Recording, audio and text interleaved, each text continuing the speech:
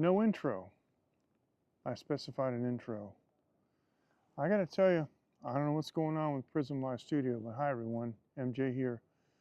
Yeah, Prism Live Studio is getting harder, well, let's say more difficult to use as time goes on, and that's going to reflect bad because, yeah, they don't actually have a dialogue that says title, when you want to. I mean, I haven't used it for a couple weeks, and I'm suddenly looking at the interface and going, how do I enter the title of the stream? You have to click on multi-stream. But the bizarre thing is, I absolutely did set a 1-minute intro with this graphic. Hi everyone, MJ here. I gotta turn on my chat view for me because I can't rely on the widget anymore. I'm wearing my Professor Jones hat. Got me thinking, I should do a skit.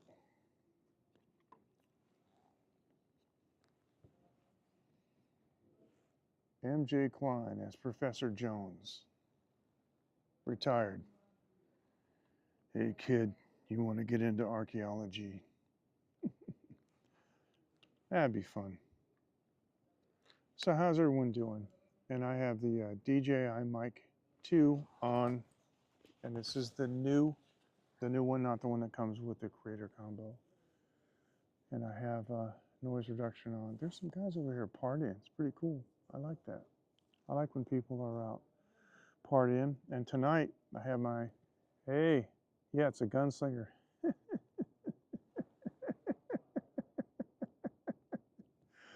That's right, Dave. Yeah, and I know what Dave's talking about. Dave's talking about, he's talking about the thumbnail. Yeah, the good, the bad, and MJ. Ooh, ooh, ooh. Yeah, there you go. So, what do you think? I had to make my own hat stiffening formula because when I got this thing, it was all messed up. First of all, I mean, of course, Indiana Jones. Hey, fist bump. Thanks, Dave.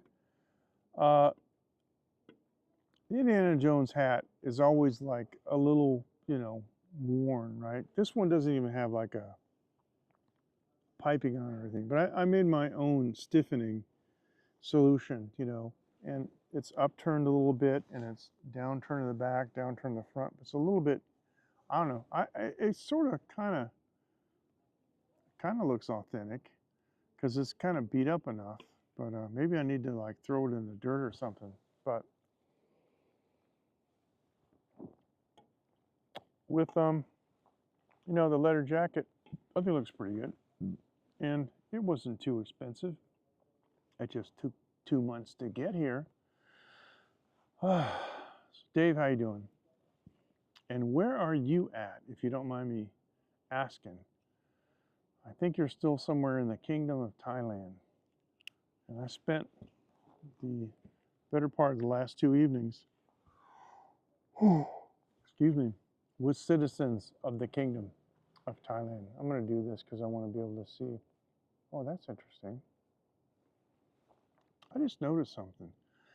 The broadcast clock in Prism, you usually have to tap it, and it slides to the side and shows you the number of people viewing. But if I leave it in the center, ooh, it still shows a number. Oh, that's cool.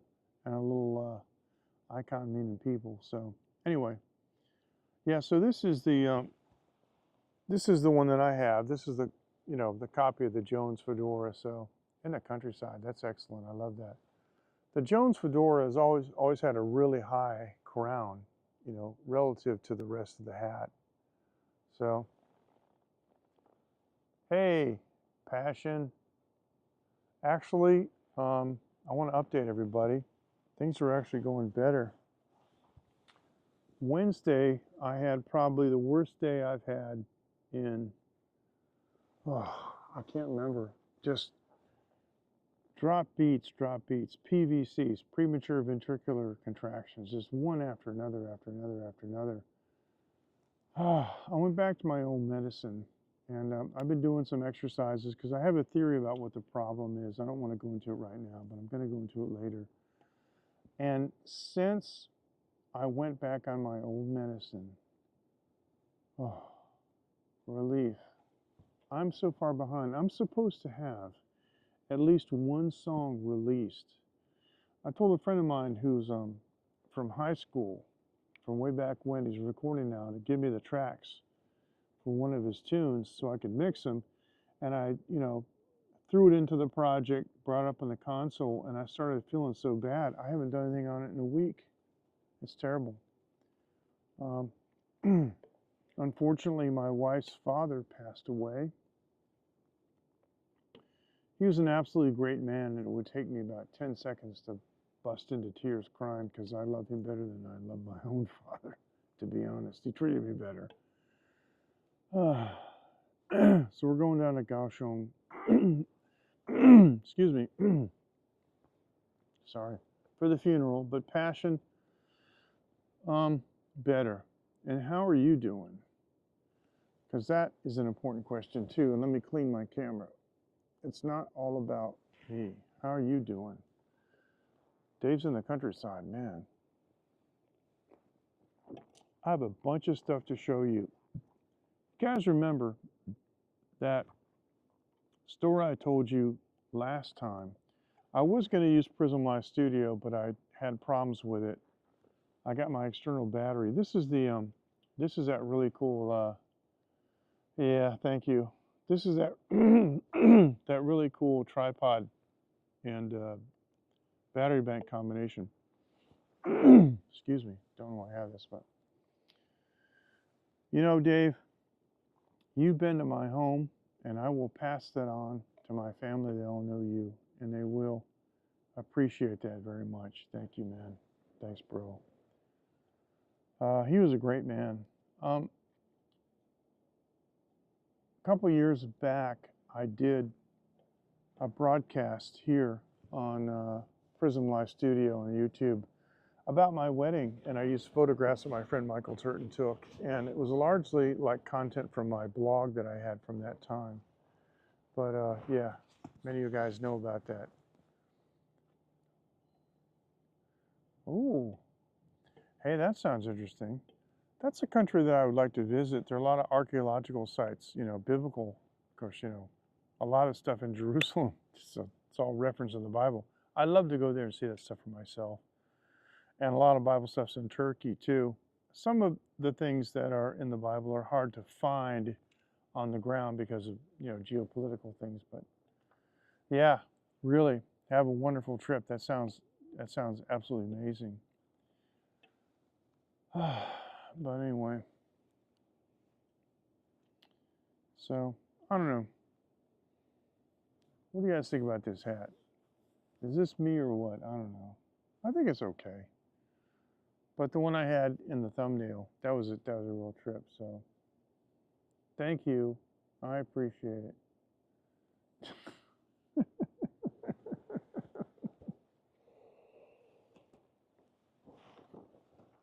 It's kind of funny because they used to call me Bushman. Literally, when I lived in New Hampshire, guys would go, "Hey, Bush, how's it going?" Or they'd say, "Bushman, what's up?" Because they knew I did a lot of field work, for radio mainly. But I would often spend a week, in the bush. I might sleep at a transmitter site or in a tent or something, whatever. But I got so much stuff to show you guys. Remember that story that I told you last week about the radio station in Konkan and how excuse me, I have to yawn because it's late and I'm tired. I told you about that story in Konkan, right? And I always have this saying, photos or it didn't happen. But let me tell you how this whole thing started. What is this picture? I don't know what this picture is. What is this picture? Oh, that's my telescope. That has nothing to do with anything. Okay. Now this is, you see how it says more in the back? That's me with my beard and stuff. Oh, that would be cool. Yeah, that would be sweet. Oh my gosh. All right, so that's me. You know, back when I had the beard and long hair and stuff.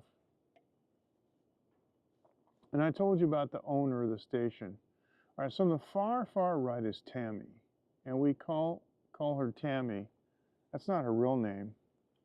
She has a Thai name that's like, you know, it's like 1.5 kilometers long. That's how Thai names are. We call her Tammy because she has the place, the Tamarind Residences, right?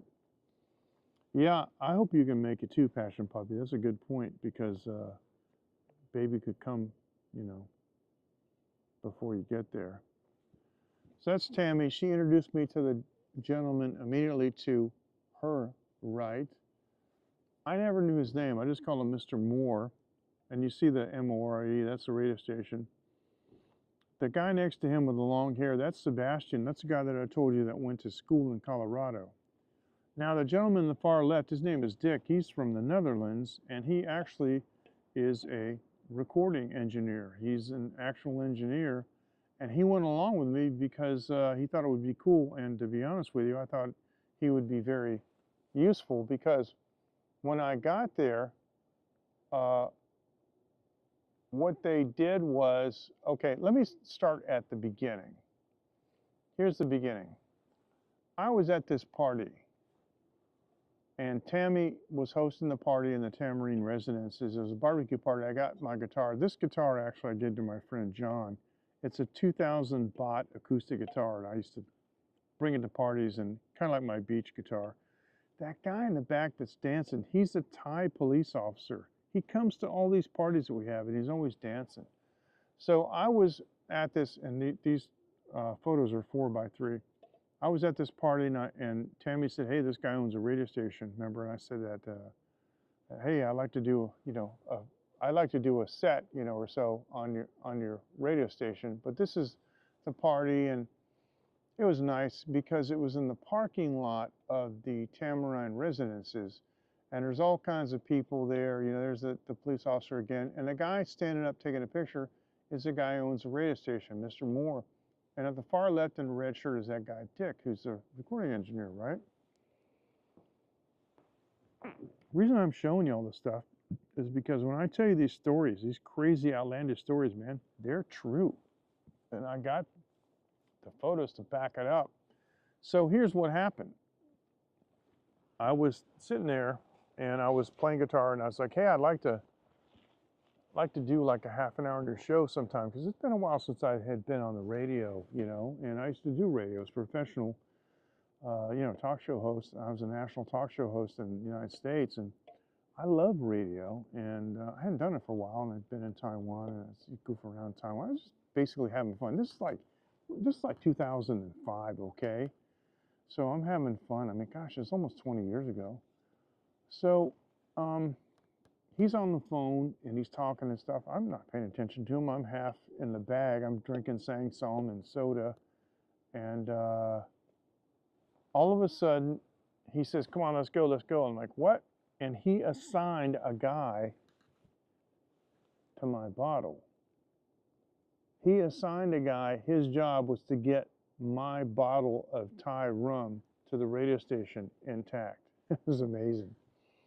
So when we got there, he had called them, and when I got there, he had a whole bunch of copy that he wanted me to read in the ISO booth. And there's yours truly. That's, excuse me in front of the, microphone. And Dick was outside, and it's really good Dick was there. In fact, you can see in the far left lower corner, that red shirt is Dick, and he was there. And he was watching over the shoulder of the guy doing the recording to make sure he wasn't clipping and there wasn't any problems. It turns out, he's he's actually a very good recording engineer, knows his stuff, right? And I like a good conservative engineer who, gets things done right, and that's how he is. And he's He's kind of slow, but very methodical. And I like that, you know, because the results are good. So they had given me a bunch of copy. What it was when I I was basically just like talking trash. Hey man, I'd like to do I'd like to do a set, you know, half an hour on your station. He called the station and told them to prepare a page of copy for me to read.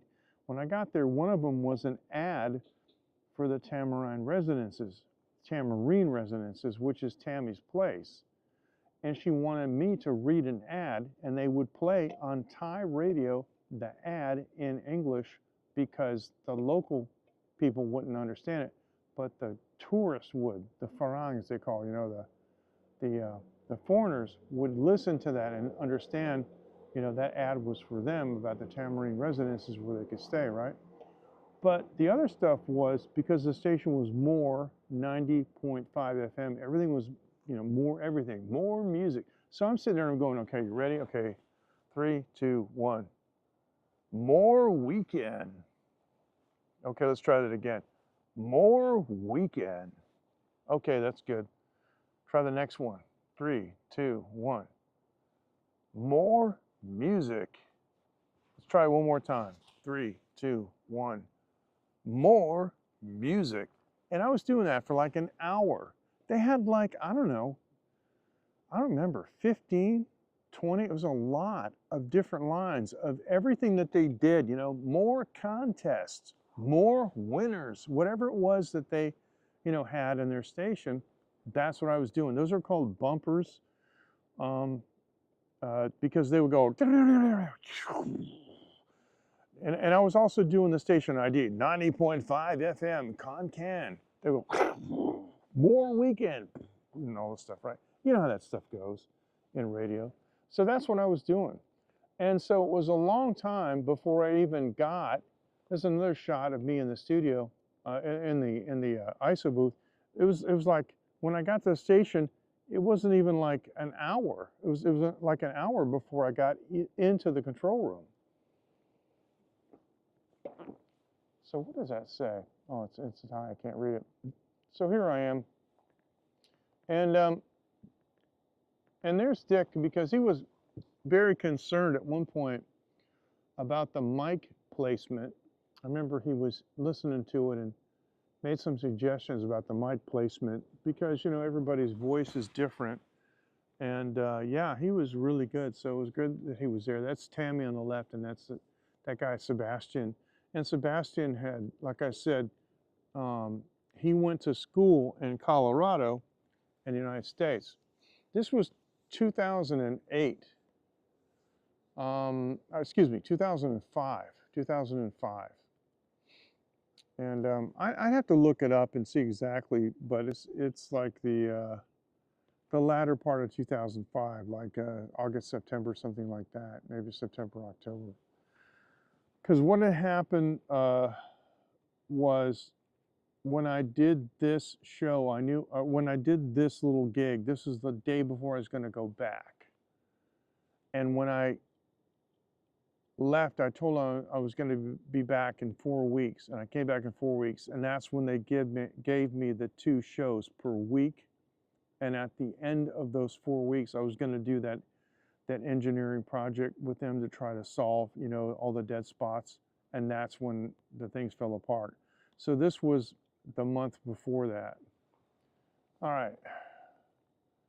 So finally, we here's another one. Sorry, here's another one of me in the booth, kind of a close-up. And what I'm doing is, see, I got my pinky finger in my ear, because you can always get a better monitor of yourself. If you don't understand what I mean, stick your pinky finger in your ear and talk, and you can hear yourself plain as day. And when, you know, you're an announcer, you're an enunciator, a reader, you know, professional talking head or whatever, you have to hear yourself. So, hey, Matthew, hey, listen, man, thanks for dropping in. Listen, I really appreciate it. Thank you so much. And, you know, there's a replay, but thank you I really appreciate you stopping in, and thank you for joining. And I did an early live stream with the Pocket 3. Those Thai guys were having a barbecue party down the street. It was kind of fun. All right, so continue on with a story. Um, where am I? Okay, so finally I get to go into the control room, and Sebastian went with me, and he was explaining to me about the software and the console, but it turns out I already knew it. I knew the software, and I knew the, you know. So this is on the right-hand side. Okay, so you see me in the foreground on the left. On the far right is Sebastian, and the guy immediately to my right is he's a jock that's on the air when I came in. He's got the headphones on. And so what I'm just doing is, I'm looking at the mic that's on the stand, just checking it out. And I'm looking at the console, and there's a computer screen there. And I'm just making sure that I got my bearings. And so finally, they put me on the air, and I'm talking on the phone because what happened was, as soon as I went on the air, Sebastian told the audience that they could call in and talk to me. Now, they did not have a telephone hybrid. Years ago, I can't tell you how much money I made installing these telephone hybrids, where they would send a telephone signal into the console, and a mix minus would go into the phone system, so it wouldn't feed back. They just had a wireless phone that was a speaker phone, so I put it on speaker and I hold it up to the microphone. But that was cool. I started getting some calls, and people were asking me about a little bit about me personally, just one or two questions, but mostly they wanted to know like about Western music. And unfortunately, I didn't have a lot of Western music with me at that time, but I brought some later. So here I am with Sebastian on the right, and there's the computer screen in front of me, and you can see the console a little bit there. And there are monitors in the studio, but we had those turned down because there was feedback. I'm listening in on the headphones, and I don't know if Sebastian has headphones or not, but you can see how he's smiling, because the truth is, guys, I know my stuff, and I know for a fact I was the only professional disc jockey that, or radio personality that ever been in that studio, and they were flabbergasted by my technique. But I'm not bragging, but I'm just saying, when you have, so many years of experience, and you see somebody doing something that they're good at, you appreciate it, and they did. It was a gas for him, because I think that was the first time that he actually ever did a bilingual show. I would be talking to the audience in just plain English, and he would be talking to them in plain Thai, just explaining what I said. And people would call up, and they would say whatever they wanted to say in Thai, and he would tell me in English. It was amazing. It was fantastic. So I asked him, the owner, I asked the owner for 30 minutes. I was on the air for 3 hours that first night. And that's the jock who was on the air before me. I think he was helping me with something. I forget what. I can't really see what he's doing there, but he was very helpful. And then after a couple of minutes, he just kind of sat down on the side, was checking things out. This is during my long hair and my beard phase. Okay, so where are we? Okay, so this is Sebastian and I, and he's commenting on the music playlist. And okay, so this is just the operations, that we're going over everything. But finally, we get on the air, and I whipped out my guitar. And you see the microphone right there with the windscreen. And MJ was like, whoa, whoa, yeah, yeah. I was singing and playing guitar live on the air in Khon Kaen City in Khon Kaen Province in Thailand, and it's probably the first time that's ever been done. It's a lot of fun. Sometimes I miss having hair like that, That was cool. I got my daughter sees these pictures, she rolls her eyes. Dad, you got a scrunchie. Yeah, well, they're not just for girls. It's It's for long hair, it works, right? And so, yeah, here we are. Here's another one. And talking with Sebastian, playing guitar in the air, man, they were digging it. It was cool. It was fun. We had a really good time. And then, of course, there's that picture at the end. That's all of us there. And so what happened was after that, they understood kind of where I was coming from. And Mr. Moore said, you know, because I was leaving the next day, right, to go back to Taiwan. Mr. Moore said, when are you coming back? And I said, I'm coming back in a month. And he said, how long are you staying? I said, I'm staying 4 weeks. He said, okay, I want to give you 2 shows a week, 1 hour each show. And I did it. And I made it real clear, no money. I don't need money. I don't want to do this for money. And I want to do it, you know, for fun. It's about the craft. It's about the art. And they were tickled because they wanted to pay me. I think they were kind of worried about, oh gosh, we got to pay this guy. No, you don't have to pay me. That's just how I am, because I don't care. I got enough money. I don't care about that. But that was a lot of fun. But it did kind of piss me off, as you guys know, because at the end of the day,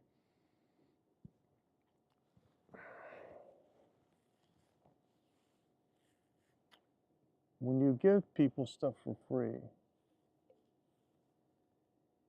they don't always appreciate it. It's not like they had to work for it. If I charged them, you know, 30,000 baht per show, they would have treated it with the gravity, you know, of that. It's 1,000. Well, now it is. Back then it wouldn't have been. Back then, 25,000 baht was 1,000 bucks. But what I'm saying is, you know, I try to do right by people and not, you know, let money be an obstacle to doing something. But then sometimes they don't appreciate that. I mean, the value, because they didn't have to pay for it. You know what I mean? Yeah, but that's okay. I'm not complaining. So that was it. That was that story. Now, I got more pictures because my, excuse me, my little astronomer,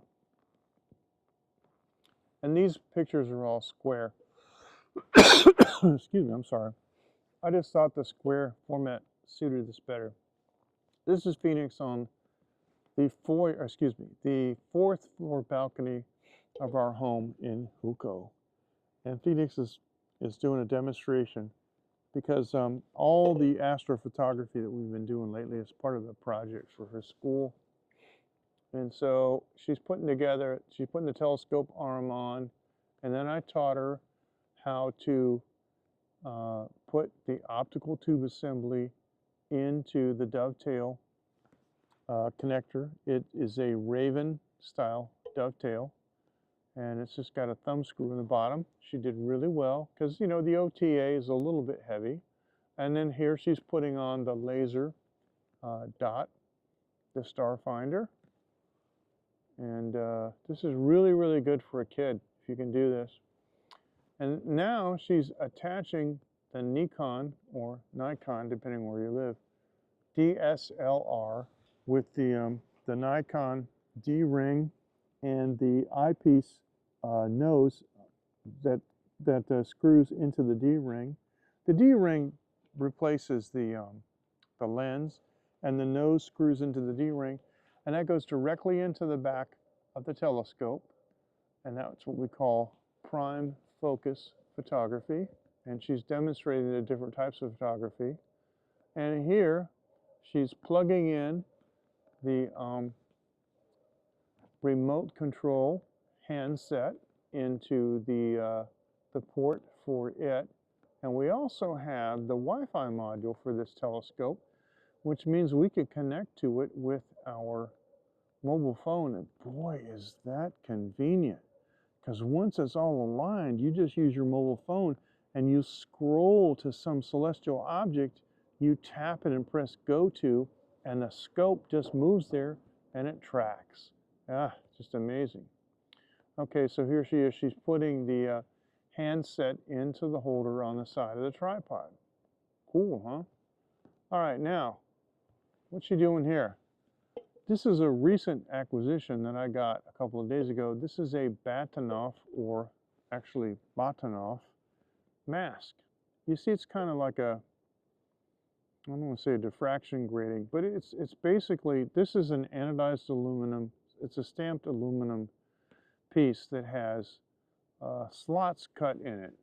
And one hemisphere of the circle is parallel lines, but the other ones are angled, kind of like a Y, if you will. And what the Batonov mask does is, when you put it on the face of, over the objective lens of the telescope, and you're looking at an object like a star, and you focus it, those lines create, how would you say, if you've ever seen a star filter where the star will radiate lines off of it, like points, and depending on whether these radiating lines come off the star, like if they're facing to the right or to the left, it's in or out of focus. They want to be straight up and down, and they want to be symmetrical. So the Batonov mask helps you to accurately focus on celestial objects, even if you can't see them clearly enough with your own eyes to make that judgment, which is often the case with stars, because stars generally don't resolve as a disk. They're just a point of light. And it's not like, trying to focus on a big planet like Jupiter. But even still, a big planet like Jupiter, it's pretty easy to focus generally, but the Batonov mask could help you with that too. And the other thing also is, when you're looking at like the live view of a DSLR, it's basically video, it's not going to be so clear. And so having the Batonov mask and looking at the way the lines radiate from the object, it's unambiguous. That is the key. It's unambiguous. You're absolutely dead in focus if you have everything symmetrical. So that's why we got that. All right, so what's she doing here? Oh, and this is the USB camera. And the USB camera that we have, man, that thing's off the chain. So that's the USB connector. She's plugging it into the camera. Oh, and there is, in addition to this, let me see if I can zoom this in. There's also an RJ45, or is it an, well, it might be an RJ14. But anyway, it's a network connector that can connect to the mount. So the software can use the camera image for guiding, which means when you're doing deep space or deep sky photography, and you have to do a long exposure, if you're trying to shoot something for 10 minutes or something with the lens, with the shutter open, the camera for 10 minutes or something, you need very accurate guiding. You need that telescope to track, because the Earth rotates, right? And so that's what that is for. Generally, we don't use that because we're not at that point yet. But I do have the StarSense Auto Guider on order from Celestron, and that will replace that. The StarSense Auto Guider will replace the, let me see, it'll replace this thing that she put on there. That's the red dot finder. It'll replace that. Okay, so she's got the, okay, so yep, the cable's plugged into that camera. And then the next thing to do is to install the camera into the back of the telescope directly, like the DSLR. And once that's in there, you screw it in. But now this is the star diagonal, and I had her install this, you know, for the sake of photography for her class.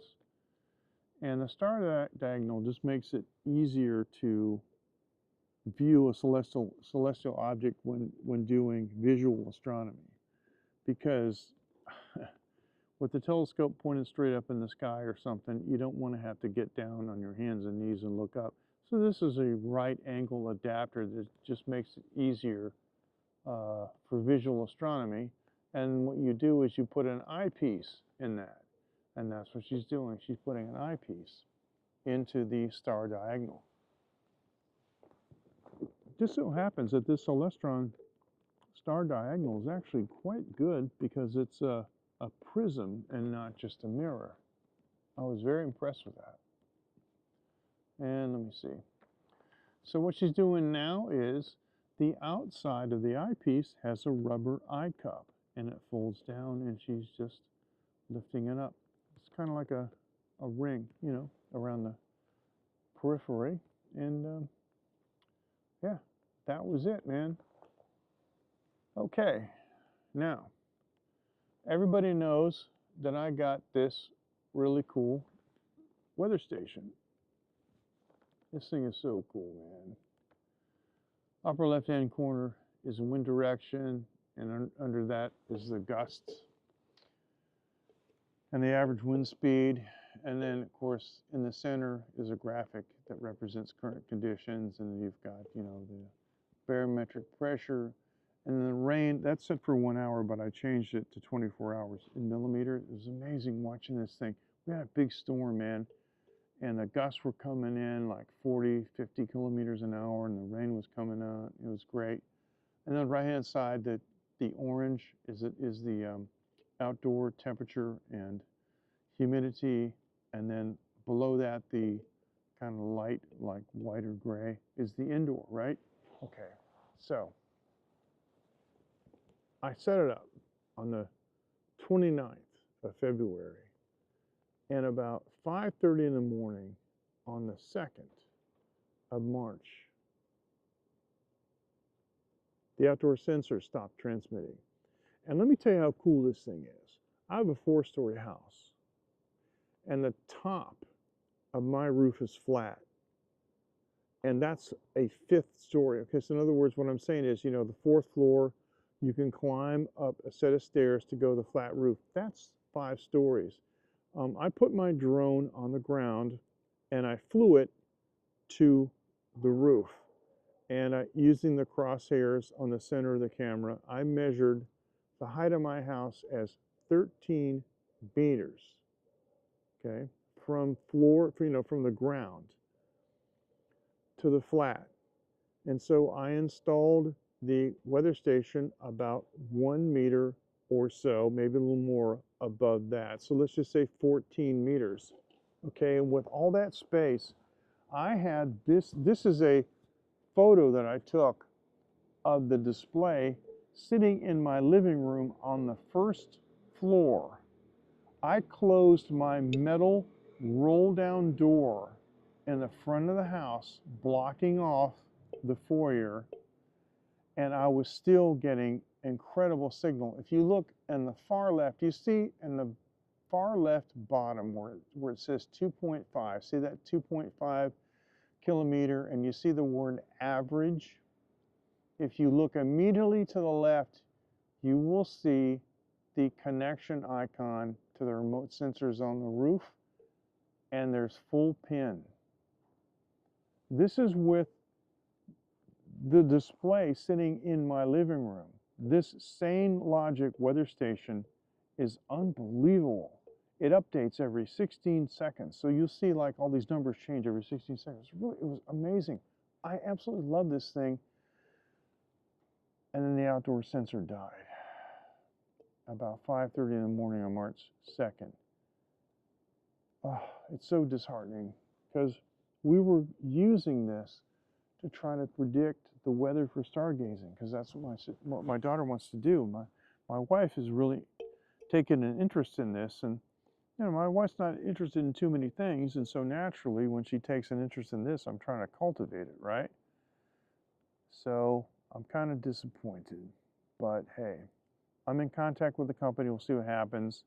The good news is the stuff's made in China. You know, it's across the pond for me. But whether it's got to go to Timbuktu first and then come here, I don't know.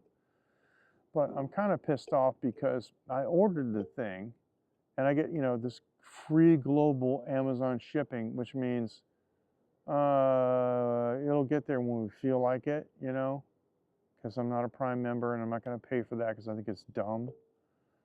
But I ordered it, and it sat there for 2 whole weeks before they even decided to think about shipping it.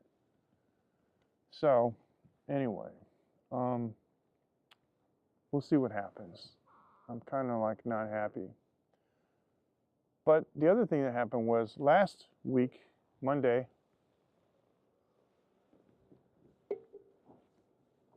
got a new guitar for the stable. I can't believe this. All my life, I've been enthralled by the 1958 Gibson Flying V. Now, I was born in 1956. And of course, by the time that I found out about them, I mean, but altogether, you know, when it was released, it didn't really do that well. And we know now that only about 100 have ever been made. Guys like Joe Bonamassa, you know, he has one. Rick Nielsen from Cheap Trick has 3 of them, the originals. Billy Gibbons has an original 1958. Keith Richards does. A lot of guys have them, but still, I mean, there's only 100. I told you guys, at least I think I did, about the only person I ever even heard of that had one of those. And in 1999, they sold it for $150,000. It was a case where father died and the son was, you know, cleaning out the house and found this guitar case under the bed, and it was original 1958 Flying V, never been played, in the case, you know, with the dealer tag on it, that kind of thing. Needless to say, in 2024, when I was in England actually last year, I went to a guitar shop, and I'm just sitting there with my family, and the smell of nitrocellulose and vintage guitars, which have a definite smell. I heard 2 English gentlemen talking, and I heard 1958, blah, blah, blah, and I heard Flying V, and I walked over to them and I said, "Excuse me, gentlemen, I know that eavesdropping is not a gentlemanly pursuit, but I did hear the words 1958 and Flying V in the same sentence. Yeah." And they said, "Well, there's an auction, but it's kind of sketchy." But even they were saying that there's an auction for a 1958 original Flying V somewhere in London, but even sketchy, like they weren't sure it was original, or maybe had been repaired and part of it had been replaced, but still they were talking like £500,000 to start. So there's no way I could afford anything like that, right? But this, what we're seeing here, is a 1958 spec made out of Carina wood. And I love the case. That is 1958 spec case with that hot pink. It's beautiful. The Carina wood, that's the name of you know, it's a trade name for the wood. The grain is beautiful. Everything is 1958 specs. It's got Gibson pickups. It's made by Epiphone. This guitar was about 1,020 something euros. It was very affordable. And I ordered it, and I waited for about 6 weeks, and it finally came, and this thing is insane. The strings go through the body. You see a little V-shaped tailpiece on the end. They call that the Cadillac tailpiece because it kind of looks like the, you know, the Cadillac logo. The 3 knobs in line. The one on the far left is, you know, the neck volume, then the bridge volume, and then the master tone, and then the selector switch is even like yellowed, you know, like it's vintage. And this is what they call like a vintage satin finish. It's made to look like it's really old, but they didn't age the guitar. It's not like banged up or beat up. It's in mint condition. And I, adjusted the neck. I put the strings on it that I like. I adjusted the bridge. This thing is out of this world. This is the most amazing guitar I've ever played. And I can't say enough about it. And so I always take a picture like this in my living room. On the sofa, I got the pillow behind it. But this guitar, the bite, these are Gibson pickups. First of all, the neck pickup, it's silky smooth. It's just so milky and sweet. But when I go on the bridge pickup, man, oh man, the bite it's nuts. But it's not harsh. It's amazing. It like cuts through the mix with this presence, and it's so amazing. I mean, I really can't say enough about it. It's just, whew, it's really, really something. So I'm really happy about it, and I'm going to have to do a live stream and play this thing for you. And I think I'm going to have to play a ZZ Top song. And I think I'm going to have to wear my my Western poncho and my Western hat. And I might have to do like a version of La Grange or something. Because, Billy Gibbons, like I said, had one of those in the Fandango album. It's all over that thing.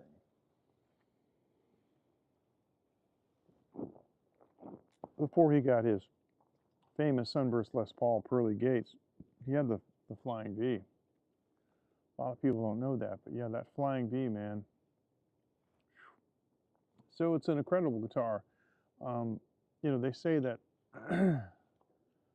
it's all about the electronics and the wood doesn't matter, but it's not true. Look at Brian May's guitar, the way he had it specifically chambered, so it would be kind of like a living thing, and almost want to feed back, and you have to control it. I used to tell people, they'd say, "Wow, what's it like to be on stage and stand in front of a wall of amps?" I said, "It's like holding a dragon and trying to keep it from getting loose, man, because you take your hands off it and feedback and stuff, and that's kind of how it is."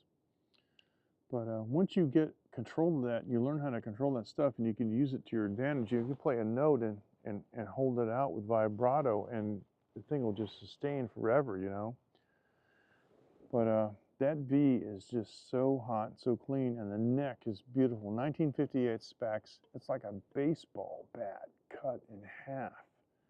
It's so fat and thick, and the way that if you look at the shoulders on it, where the let me just do this. Where the neck, let me do this.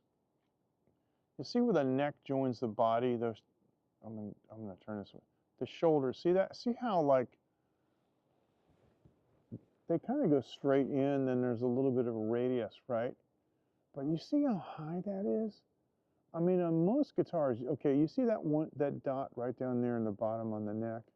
Most guitars would join like either on the dot above that or even the dot above that, and there would be a cutout, and you'd have to kind of like wrangle it to get your fingers in there. Let me tell you, when you're playing this guitar, if you put your hand on the neck and you slide it all the way, in this perspective, it would be down. If you slide it all the way down to those little shoulders, where the wings go down, right? I mean, you can see that you can put your finger on the pickup. You could actually play a note that's off the fingerboard and not even on a fret. You could actually make a note on that pickup. That is just insane. And so what it means is this guitar is actually, it's really long. I mean, look at it. Because the body doesn't go into the neck, or the neck doesn't go into the body, so to speak. What I'm saying is the neck is the neck, and the body is the body, and they're not integrated like on most guitars, like on Les Paul or SG, excuse me, for example, or even like a Fender Strat. That makes this guitar very, very unique.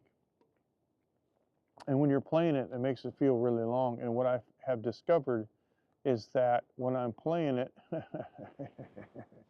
and I'm not watching. I'm like, oh, I'm in the wrong key because the guitar is so long. I really need to be here, you know? And so, yeah, it's really quite something.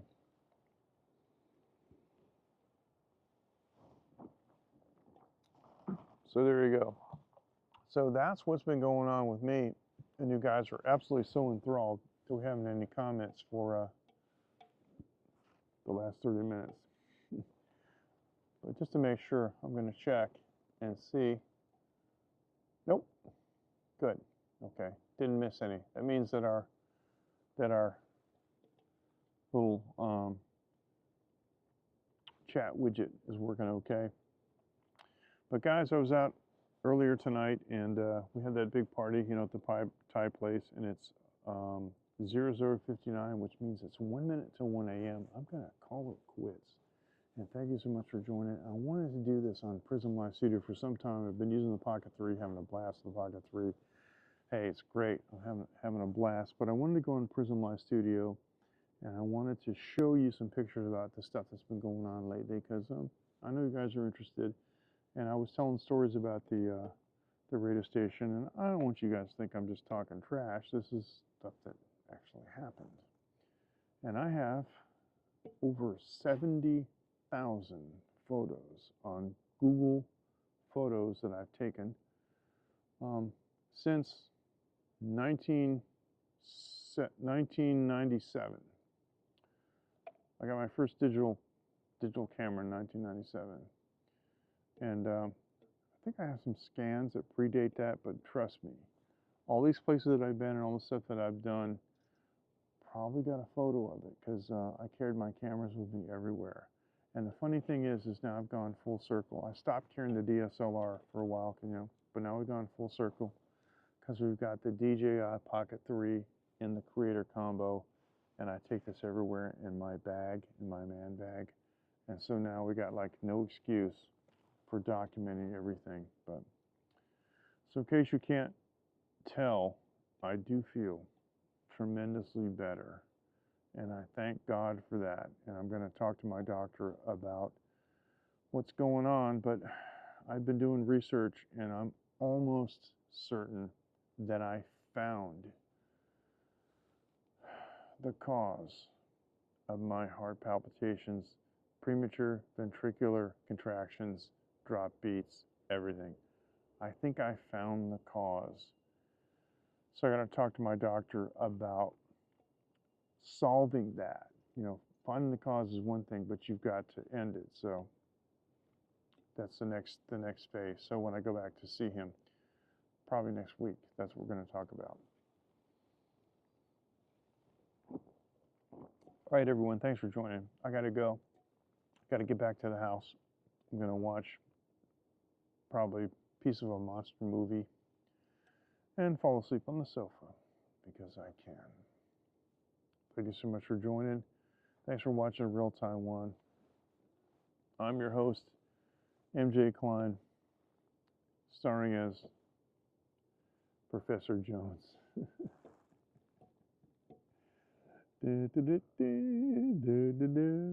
Guys, take care, and we'll see you next time. Thank you so much.